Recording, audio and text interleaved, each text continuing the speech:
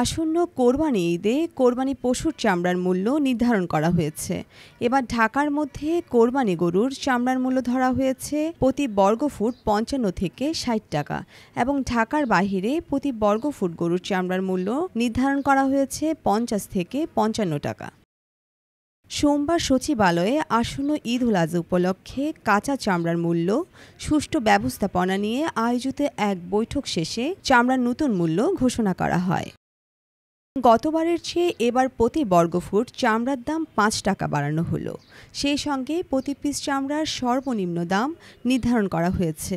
এক্ষেত্রে ঢাকায় প্রতি পিস গরুর চামড়ার দাম নির্ধারণ করা হয়েছে ১,২০০ টাকা এবং ঢাকার বাহিরে ১,০০০ টাকা। Bangladesh finish leather goods and footwear exports অ্যাসোসিয়েশনের সভাপতি জানান, এবারে ঈদের খাসির চামড়ার ক্রয়মূল্য প্রতি বর্গফুট ২০ থেকে ২৫ টাকা এবং বকরির চামড়ার ক্রয়মূল্য ১৮ থেকে ২০ টাকা নির্ধারণ করা হয়েছে।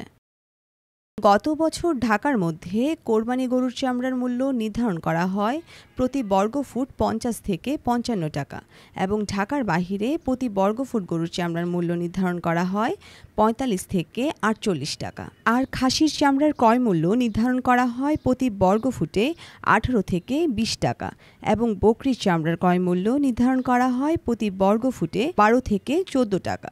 বর্ণিশা চৌধুরী, বাংলাধারা।